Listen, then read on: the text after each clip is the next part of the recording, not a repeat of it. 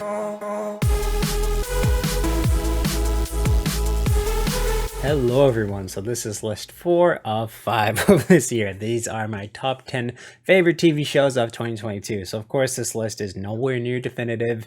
I'm not trying to do the Emmys here or anything like that, but this is just my favorite shows. The ones that stuck with me the most, the ones that I thought about the most, talked about the most, the ones that I enjoyed the most of 2022. And how I have done this is if the last episode aired in 2022, I'm counting it as a show of 2022. So if, like, say the first half aired in 2021, but then the rest of it aired in 2022, the finale happened in 2022, then it is that's how I'm doing the shows. So if there's any of those, which I don't think there is, which I don't believe that there is any ones that fall in that guideline of, like, part of it was 2021, some 2022. But yeah, the finale aired this year. It's counted as this year for me. So yes, without further ado, let me finally get into my list here. So, one of the main reasons why this is in my top 10 is because I just was not expecting the emotional range of, well, one, just John Cena's acting, a lot of the other characters in this acting, but just that this show was able to bring in with its premise. I found the alien invasion within this was something absolutely crazy, and I loved how they, just again, to just grew off of the events of all of the Suicide Squad. James Gunn did an amazing job writing this show, and of course making another awesome pet friend being Eagle Leaf. It was absolutely crazy, awesome, loved it, loved the whole story of this. John Cena really showed off his acting chops in this show. There was a lot of really emotional scenes in this show that I just found was absolutely awesome. Great commentary and satire about the superhero genre in so many ways too, and again too, I just loved the characters, the tight-knit group that they were able to, again, bring into this. Loved how they built off the Suicide Squad. Vigilante is easily one of my favorite sidekicks or just side characters in all of TV. Everyone in this show just absolutely crushed it. The writing was great. The music was fantastic. And again, too, I can't wait to see more of Peacemaker when season 2 comes out because it was fucking awesome. So I do think the first 2 seasons were a little stronger, but I still loved Umbrella Academy season 3. I really like how they were able to set up the 4th season, which is going to be the last, unfortunately, when it comes to this series. But just great character moments. This was definitely a character study part of the show, especially to having their otherworld aliases be within the Sparrow Academy. I just really liked how this show progressed, how the season progressed, and how it grew upon these characters in so many ways. Definitely really worked on the flaws of a lot of the characters that we saw in season 2, built upon that, and just really fleshed out a lot of their characters in so many ways that I just found was absolutely brilliant and really, really fun in a lot of ways. So definitely watch The Umbrella Academy if you haven't, and then season 3 was just really, really good. So again, 3 superhero shows in a row. There was a lot this year, but The Boys season 3 was awesome. I, again, too, as most of you know, I've talked about it before. I had to stop watching, or I had to stop reading the graphic novels, the comic books of The Boys, because of the Hero-gasm storyline. That's just when it just got way too much for me. It was way too over the top for me to take or handle or take seriously anymore. And I was very nervous when they were getting to the Hero-gasm episode within the show, but geez, it was one of the best episodes of the entirety of the show. And there's just some great episodes. I did find that the finale of this was a bit of a letdown. I just feel like it went way too fast, but it had an amazing build up, amazing character moments, great story for Black Noir. Jensen Ackles absolutely knocked it out of the park when it came to his role, Soldier Boy. Amazing moments that just broke my heart between Butcher and Huey, and again too, just Frenchie, Kimiko, Mother's Milk, Starlights just had amazing roles, and they definitely took a bit of a center stage within this season. And I think it just had amazing setup for what we're going to see in season 4 and the face-offs that we're going to get within that season. So yeah, it was just absolutely awesome.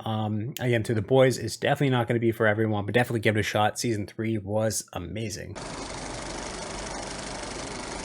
So Under the Banner of Heaven, amazing show. Andrew Garfield, I really hope gets his name tossed into like most every single Emmy nomination because he was incredible within this show. Just again, too, amazing acting performances from Wyatt Russell, Andrew Garfield and everyone who was within this show.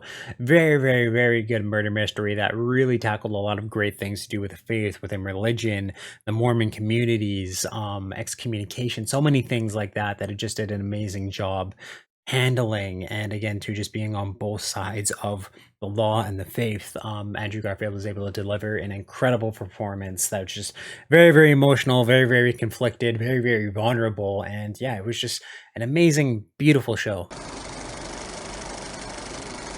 Here we go. So the first anime that made the list, Demon Slayer Season 2 went the fuck off. I swear, just every single episode and every single season, the animation quality of the show just seems to keep getting better and better and better and better and better. And even though the pacing of kind of the first half of the show was really, really slow, when shit starts to go down, it goes down crazy and easily. Some of the best, most beautiful animation I've seen in all anime, and easily one of my most favorite fights that one of our new characters, Tenjin, got to be a part of. Just the whole final showdown of this season was fucking amazing. And again, to our three boys, our three main characters, just had an amazing arc, an amazing growth experience that I can't wait to see later on when it comes to fighting more of, again, to just the top demons all throughout Japan. And it was just really, really great for the characters. There's some amazing moments, so flashy, so beautiful, so amazing. Story was very, very good and wrapped up in a way that was so interesting, and I can't not wait to see where this show goes from here. Very, very excited for it. And yeah, it was just awesome. Start watching Demon Slayer if you haven't already.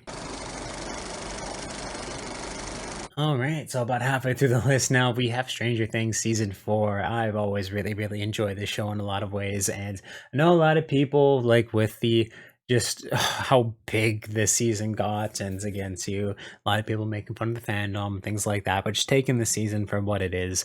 I really, really like the show. I love the characters, old and new, that they're able to bring into this, and again, to add a lot of depth to them. I never found the pacing was bad at all, even though it had the very, very long episodes. I found that there wasn't anything that should have been cut out or added in within this season.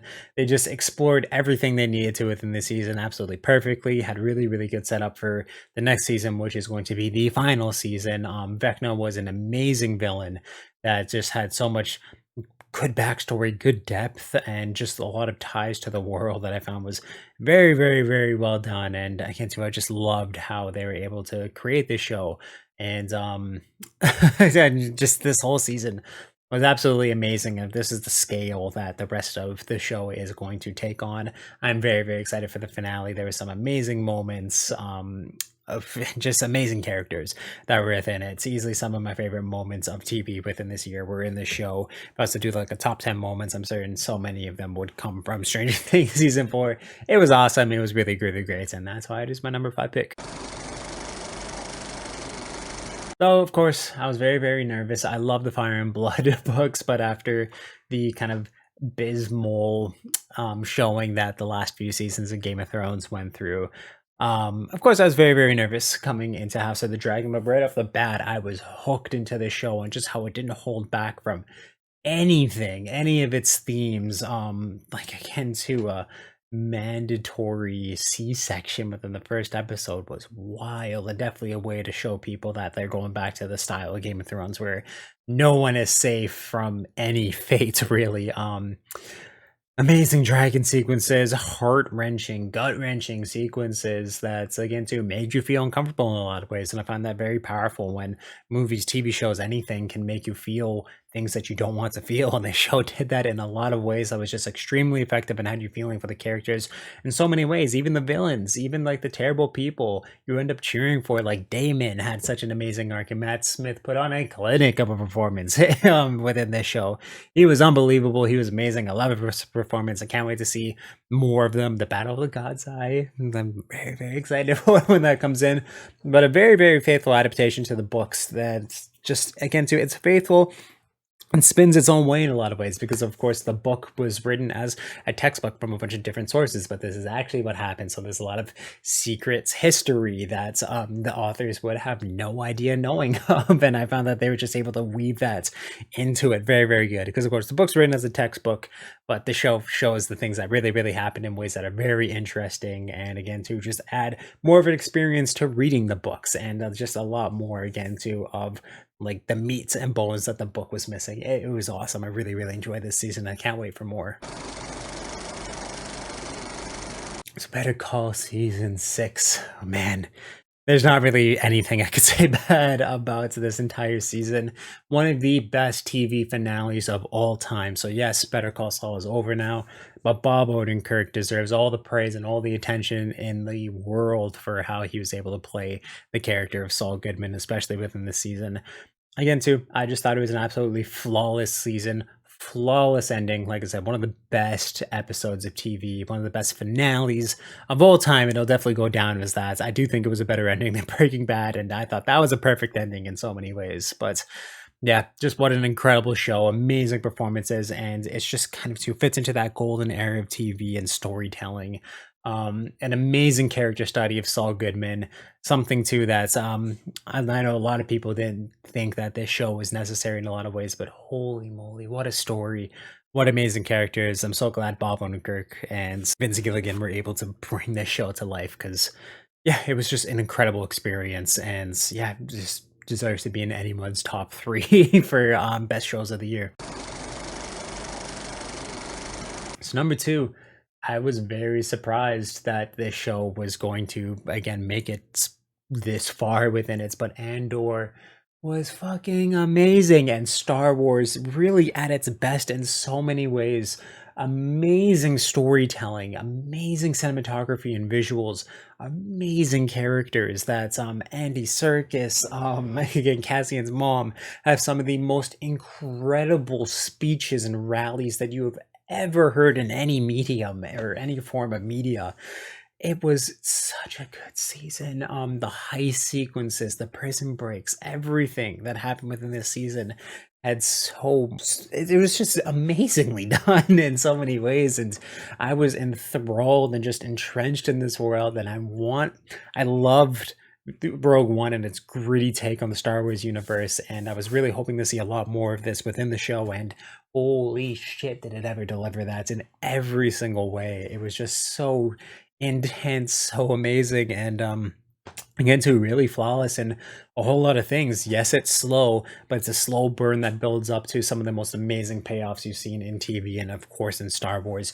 Incredible show, and easily some of my favorite Star Wars, or one of my favorite Star Wars projects ever. It's just incredible, and yeah, definitely watch Andor. I cannot wait for season 2 if this is the quality that we're going to get from this show. And of course too, Diego Luna, just chef's kiss. What a performance, easily one of the best of the year. So my honorable mention is Chainsaw Man. Man, this show was absolutely crazy. It just finished up yesterday after the day I'm uploading this video. Man, it was really, really good. And I didn't read the manga, but I am now because I was just hooked from the show within like the first 5 minutes. It's so interesting, amazing protagonist, such a dark, brutal, but interesting world that I think just has so much potential. Just some crazy characters, unreal fight sequences, one of the most bonkers hyperactive soundtracks I've ever heard that just hooked me immediately from again to the awesome intro songs and all the different outro songs, but just the music within the fight scenes and everything was so cool, so unique, like the entirety of the show was. So definitely watch Chainsaw Man, one of the best animes of the year for sure. And number one, oh, it's definitely stayed the test of time. Attack on Titan, the final season, part 2. So of course, having that little gut punch of I really want to know how the show ends. I haven't read the manga. I don't know any of the spoilers, anything like that. But what a season this was. Just Aaron's incredible journey, Zeke's incredible journey, and again too, just the changes and the consequences of their actions on the world was something so grand scale, so amazing. Some of the greatest plot twists I've ever seen in TV or really any form of medium, just into just Aaron's power, his like the responsibility that he thinks he has, the mission that he's on. This blew my mind, the storytelling in so many ways. Just ways that I didn't see coming. It did like the Game of Thrones brand thing way better than like that's I think it's- is really all I can say for most of this season. Unreal action sequences. Mikasa remains one of the scariest yet most awesome characters of all time. Man, I'm just really, really excited for more of this show again too. If the story can keep being as deep, as political, as intense, confusing in the way, like confusing in how you feel inside, who you want to cheer for. It's Marley Wright, is like all these people that just it's just a really, really good job at showing again too how no one is right in war. And I love the way that they were able to show that and illustrate it in so many ways. So it was just incredible and easily my favorite show of 2022. So in the comments down below, please let me know what your favorite shows of 2022 were. And of course, if you like this list, definitely give it a thumbs up, and you can check out everything I do on this channel through my playlist down below, and I'll link some up top here for convenience sake as well. Thank you for subscribing and turn that little ringer on so you know when I upload new videos. And you want to check out the description of this video on my channel bio. There's a link to the Media Mountain, which is my Discord, where we talk about movies, video games, comic books, TV, pretty much everything that's awesome in this world. So you definitely join that amazing community. I'll make it even more amazing than it is already. And yeah, just awesome, guys. Sky blue eyes, I see a world behind them. No more time, sinking into the silence, reaching out for something